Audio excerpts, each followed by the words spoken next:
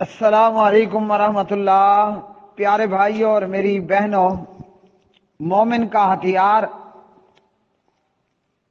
سلسلہ وار دعاؤں کے سلسلے میں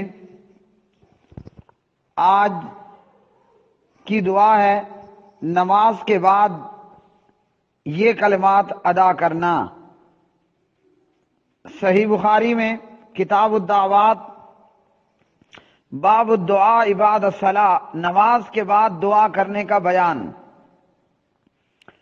حدیث نمبر ہے 6330 نمبر کی یہ روایت۔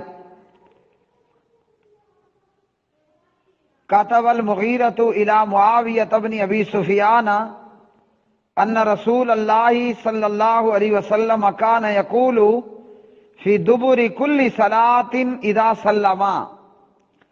صحابی رسول حضرت مغیرہ بن شعبہ رضی اللہ تعالی عنہ، انہوں نے حضرت معاویہ بن ابی سفیان رضی اللہ تعالی عنہما کو خط لکھا کہ نبی علیہ الصلوۃ والسلام ہر نماز کے بعد جب سلام پھیرتے تو یہ کہا کرتے تھے، یعنی نماز کے بعد کی دعاؤں میں سے پیارے نبی علیہ الصلوۃ والسلام کی ایک دعا یہ بھی تھی، اور وہ کلمات یہ ہیں: لا الہ الا اللہ وحدہ لا شریک لہ لہ الملک ولہ الحمد وہو علی کل شیء قدیر اللہم لا مانع لما اعطیت ولا معطی لما منعت ولا ينفع ذا الجد منک الجد۔ اللہ تعالیٰ کے سوا کوئی معبود برحق نہیں، وہ تنہا ہے، اس کا کوئی شریک نہیں، بادشاہت اسی کے لیے ہے، اور تمام تعریفوں کا حقدار بھی وہی ہے، اور وہی ہر چیز پر پوری قدرت رکھنے والا ہے۔ اے اللہ، جو کچھ تو نے دیا ہے اسے کوئی روکنے والا نہیں، اے اللہ جو کچھ تو نے روک لیا اسے کوئی دینے والا نہیں۔ کسی مالدار یا بزرگ کو اس کا مال یا بزرگی نفع نہیں پہنچا سکتا۔ تو یہ ہے پیارے نبی علیہ الصلوۃ والسلام کی گئی وہ دعا جو نماز کے بعد کی دعاؤں میں سے ایک دعا ہے۔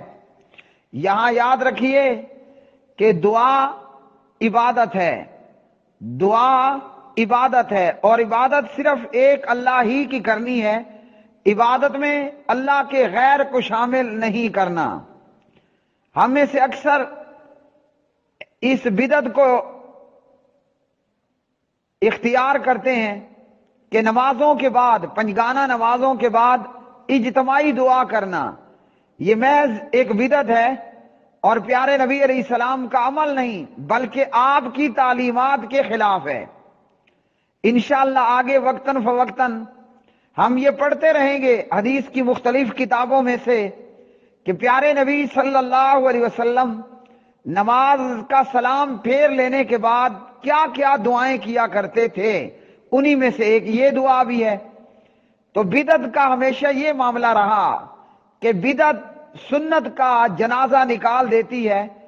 بدعت جب بدعتی بدعت کو اختیار کرتا ہے تو تب سنت روٹھ جاتی ہے، اٹھ جاتی ہے، اور سنت چھوٹ جاتی ہے۔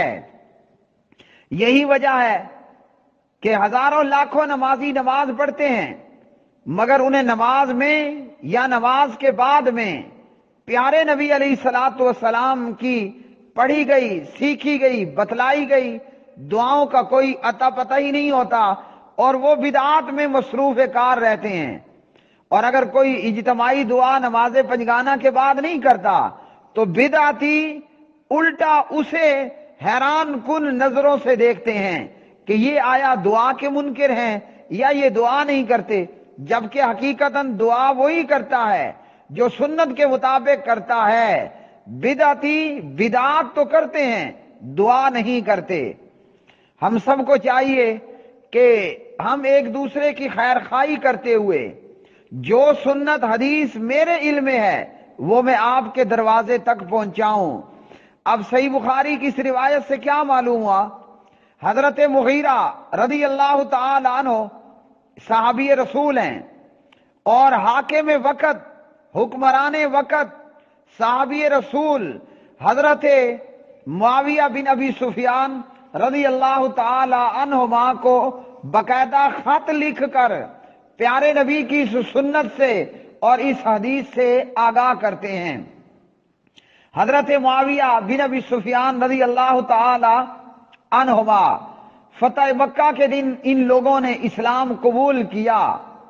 حضرت فاروق اعظم جناب عمر فاروق عمر ابن خطاب رضی اللہ تعالی عنہ نے انہیں اپنے عہد خلافت میں شام کا گورنر بنایا، اور حضرت عثمان رضی اللہ تعالی عنہ ان کی خلافت کے وقت میں بھی یہ شام کے گورنر رہے، اور پھر حضرت علی رضی اللہ تعالی عنہ کی خلافت کے زمانے میں یہ مستقل حاکم وقت بنے، اور حضرت علی رضی اللہ عنہ کی شہادت کے بعد حضرت حسن ابن علی علیہ السلام نے خلافت ساری کی ساری حضرت معاویہ کے سپرد کر دی، اور یہ شام کے اور پورے مملکت اسلام سلطنت اسلام مسلمانوں کے حکمران رہے۔ اور پھر بالآخر ایک بیماری اور مرض کی وجہ سے حضرت معاویہ رضی اللہ تعالی عنہ نے وفات پائی۔ تو علماء کا کام کیا ہے؟ حکمرانوں سے ان کی کرسی چھیننے کی کوشش نہ کرنا، بلکہ حکمران وقت کو واعظ و نصیحت کرنا اور نبوی تعلیم اور اسوہ حسنہ سے آگاہ کرنا۔ حضرت مغیرہ بن شعبہ رضی اللہ عنہ باقاعدہ باہتمام خط لکھتے ہیں اور حاکم وقت کو یہ بتاتے ہیں کہ پیارے نبی علیہ السلام جب نماز پڑھ لیتے تو ان کلمات کے ساتھ دعا کیا کرتے تھے۔ یاد رکھیے کہ آج کل تو ہمارے حکمران وہ ہیں نا جنہیں سورہ اخلاص پڑھنا تک نہیں آتی تھی۔ اسلام کے شروع دور میں یہ تھا، حاکم وقت صدر مملکت اور وزیر اعظم ملک بھی ہوتا، اور ساتھ ساتھ وہ اس اپنی حکومت کے کیپٹل کی جامع مسجد کا امام و خطیب بھی ہوا کرتا تھا۔ حکمران وقت جہاں اپنے وقت کا صدر اور وزیر اعظم ہوتا، خلیفہ وقت اور حکمران وقت ہوتا، وہی دارالحکوم کی جامع مسجد کے اندر وہ خطیب اور مسجد امام بھی ہوا کرتا تھا۔ تو حضرت مغیرہ نے ان کو لکھا کہ پیارے نبی کا یہ عمل ہے، مطلب آپ امت کے امام ہو، حکمران بھی ہو، خلیفہ بھی ہو، اور جناب خطیب مسجد بھی ہو، اور اس وقت آپ امت کے امام بھی ہو۔ تو امام کا کام کیا ہے کہ وہ نماز میں جب نماز کا سلام پھیرنے کے بعد دعا کرے تو دعاؤں کے اندر یہ مسنون دعا بھی پڑھنی چاہیے۔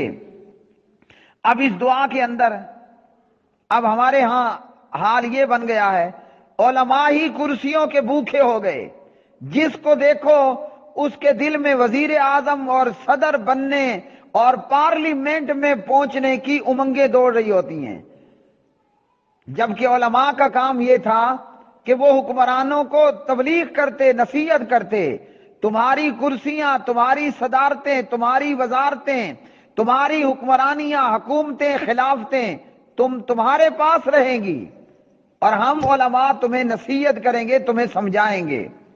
اس دعا میں کیا ہے؟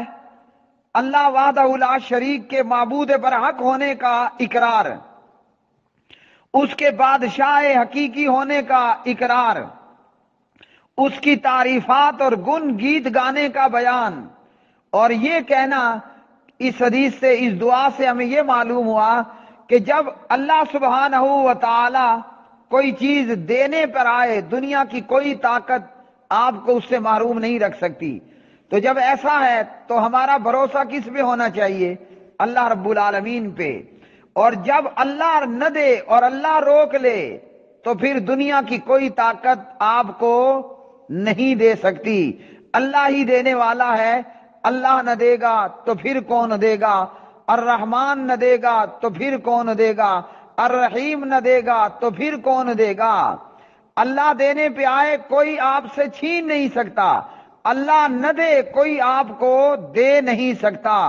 اور یہ کہ اللہ کے ہاں کوئی مال والا، کوئی بڑے جاہو جلال رتبے شان والا، کوئی چودھری، کوئی سردار، نہ کوئی مال والا اللہ کے ہاں وہ بچ سکتا ہے، نہ اس کا مال اسے فائدہ دے سکتا ہے، نہ اس کا مقام اسے فائدہ دے سکتا ہے۔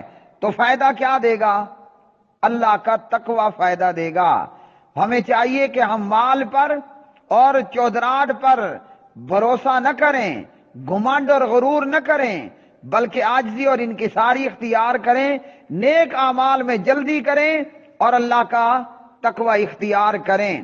لا الہ الا اللہ وحدہ لا شریک لہ لہ الملک ولہ الحمد وہو علی کل شیء قدیر۔ اللہم لا مانع لما اعطیت ولا معطی لما منعت ولا ينفع ذا الجد منک الجد۔ وآخر دعوانا ان الحمد للہ رب العالمین۔